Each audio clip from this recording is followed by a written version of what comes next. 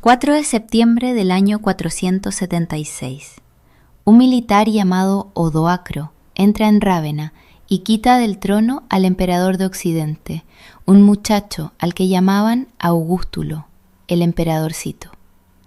Esa es la fecha que tu libro pone como final del Imperio Romano. Y ahora la parte rara. Al día siguiente la vida siguió igual.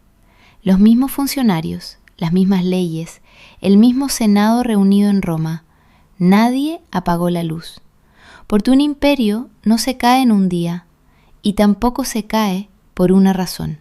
Así que la pregunta buena no es ¿cuándo cayó Roma? Es esta. ¿Por qué un imperio que llevaba siglos funcionando deja de funcionar? Porque eso sí pasó, y no en un año. Pasó a lo largo de más de 2 siglos, con varias causas a la vez.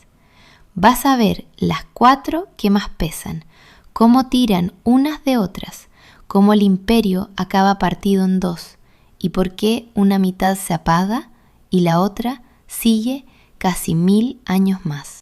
Para entender lo que se rompe, hay que ver antes lo que había. En el siglo II, el Imperio Romano va desde Britania hasta Egipto y desde Hispania, la península ibérica, hasta Siria. Dentro de esa frontera se usa la misma moneda, se aplica la misma ley y se viaja por las mismas calzadas. Hay ciudades con agua traída por acueducto desde decenas de kilómetros. El acueducto de Segovia lo levantaron ellos y sigue en pie. Eso es lo que parecía eterno. Y entonces llega el siglo III. Los historiadores lo llaman la crisis del siglo III, entre el 235 y el 284, 50 años. Y ojo, esas 2 fechas son un acuerdo, igual que el 476 del principio. La crisis no empieza en una y termina en otra. En esos 50 años pasan por el trono más de 20 emperadores. Y al emperador ya no lo elige Roma, lo proclama el ejército que tiene más cerca, y al siguiente lo proclama el ejército de al lado. Primera grieta. Manda quien tiene las armas. Un emperador necesita pagar a sus soldados para seguir siendo emperador. Si no les paga, lo matan y proclaman a su general. Ese general sube, tiene que pagar todavía más para asegurarse el puesto, y al poco aparece otro que ofrece más que él. Y cada cambio de emperador es además una guerra civil. Una guerra civil son legiones enteras que se van de la frontera para pelearse entre ellas. Segunda grieta, y esta se puede tocar. Con Augusto, la moneda de plata era plata casi pura. Mira la misma moneda a mediados del siglo III. Por dentro es cobre y lleva un baño finísimo de plata por fuera para que parezca lo que ya no es. La gente no se lo tragó. Los precios se dispararon, dejó de fiarse de las monedas y el propio Estado empezó a cobrar los impuestos en trigo, en aceite y en cerdos, porque su propio dinero ya no le servía. Tercera grieta. Si la moneda no vale, comerciar lejos deja de compensar, y si el comercio se encoge, la ciudad que vivía de él se encoge con él. Muchas pierden gente, y las que aguantan hacen algo muy revelador. Se rodean de muralla, hasta Roma. En el año 271, la capital del imperio empieza a levantar murallas, con piedra sacada de sus propios edificios, y una ciudad más pequeña paga menos impuestos, así que el Estado recauda menos justo cuando más lo necesita. Cuarta grieta, la frontera.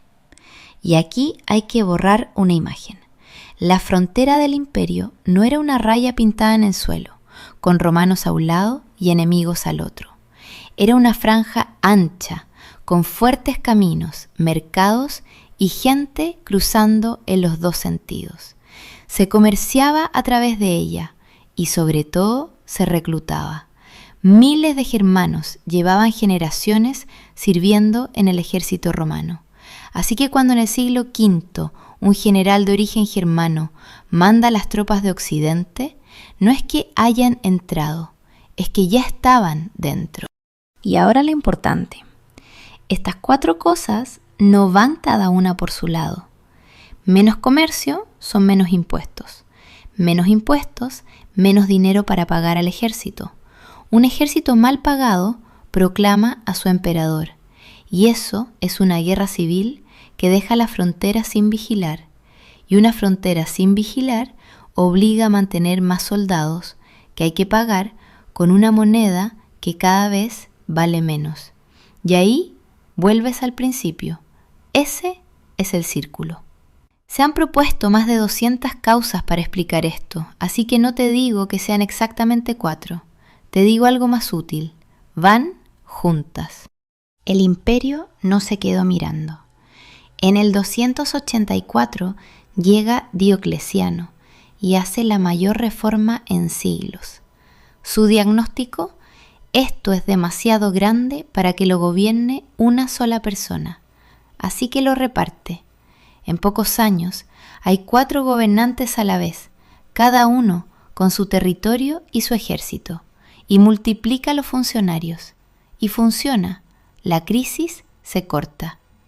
Pero fíjate en el precio, porque es el que pagará el siglo siguiente. Un ejército más grande y un estado más grande, hay que sostenerlos, y solo hay una manera: más impuestos. Su sucesor da el paso siguiente. En el año 330, Constantino inaugura una capital nueva en el extremo oriental, encima de una ciudad griega que se llamaba Bizancio, y le pone su propio nombre, Constantinopla. Hoy se llama Estambul. Y no es un capricho. El este tiene más ciudades, más comercio y más dinero, y desde ahí se llega antes a las 2 fronteras que más preocupan. El centro de gravedad del imperio se acaba de mover al este, y ya no vuelve. Año 395. Muere el emperador Teodosio y deja el imperio a sus 2 hijos, la mitad oriental para uno, la occidental para el otro. Cuidado aquí, porque el imperio ya se había repartido antes varias veces y siempre se había vuelto a juntar. Lo que tiene de especial esta fecha es que el reparto ya no se deshizo. En teoría seguía siendo un solo imperio con 2 emperadores. En la práctica, a partir de ahora, 2 mundos. Y ahora la pregunta que casi no se hace en clase. Si las 2 mitades tenían los mismos problemas, ¿por qué se acaba una y no la otra? Mira el mapa. Oriente tiene más ciudades, más comercio y más gente a la que cobrar impuestos, y una capital detrás de unas murallas que aguantaron siglos. Occidente tiene menos de todo eso, y encima va perdiendo las provincias con las que se pagaba. Cuando en el año 439 pierde el norte de África, pierde el trigo y pierde el dinero. Año 410. Un ejército visigodo entra en Roma y la saquea durante 3 días. El golpe fue enorme porque hacía 800 años que ningún enemigo pisaba la ciudad. Pero fíjate en el detalle que casi nunca se cuenta. Para entonces Roma ya no era la capital. La corte de Occidente se había mudado a Rávena 8 años antes, a un sitio elegido no por su prestigio, sino por lo difícil que era llegar hasta él. Rávena estaba rodeada de marismas. Volvemos al 476, ahora con todo esto detrás. Cuando Odoacro depone a Augustulo, ¿qué imperio le está quitando exactamente? Britania llevaba décadas sola. La Galia, Hispania y el norte de África ya las gobernaban reyes germanos. Lo que le quedaba al emperador de Occidente era Italia y poco más. Y Odoacro ni siquiera se proclamó emperador. Mandó las insignias imperiales a Constantinopla y pidió gobernar Italia en nombre del emperador de Oriente. Su mensaje venía a decir que con un emperador bastaba. Y ahora lo que más se olvida en los exámenes. El Imperio Romano de Oriente no cae en el 476. Sigue funcionando con su emperador, su ejército y sus impuestos casi 1000 años más, hasta el año 1453. Párate a pensarlo. Cuando en la península ibérica se están formando los reinos de taifas, que vas a estudiar dentro de unos capítulos, en Constantinopla sigue habiendo un emperador romano. Y ellos no se llamaban a sí mismos bizantinos, se llamaban romanos en griego, porque para ellos el imperio seguía ahí. Y seguía. La palabra bizantino se la puso un historiador alemán en el siglo XVI, 1000 años después de todo esto, por el nombre de aquella vieja ciudad griega. Acuérdate del capítulo anterior.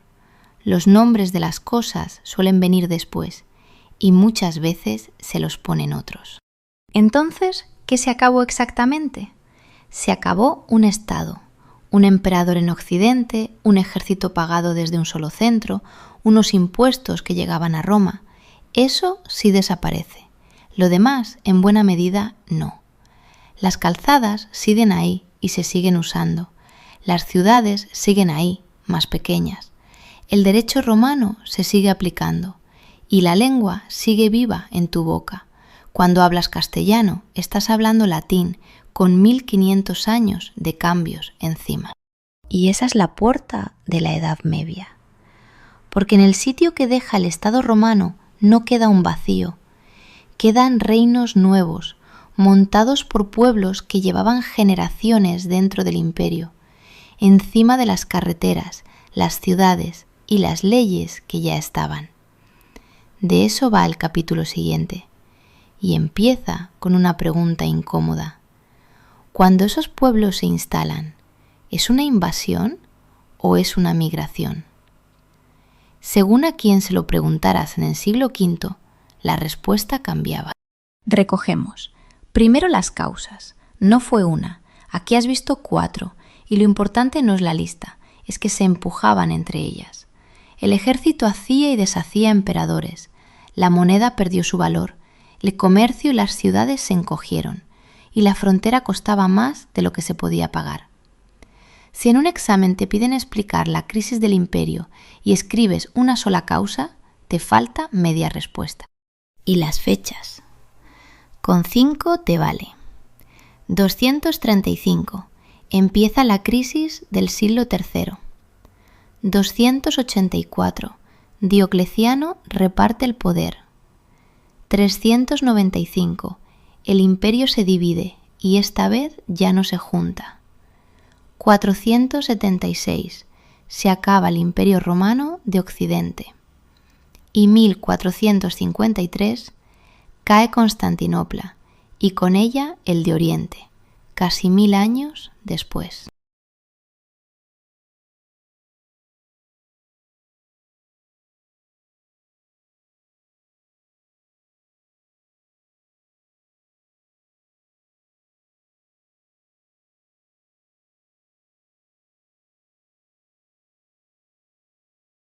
Para acabar, Roma no se cayó de golpe, se fue quedando sin con qué sostenerse durante más de 2 siglos y por varios sitios a la vez. En Occidente se acabó el Estado y siguió casi todo lo demás. En Oriente no se acabó y aguantó casi 1000 años. En el próximo vídeo entramos en los reinos que ocupan ese hueco. Si te ha servido, suscríbete. Nos vemos en el siguiente.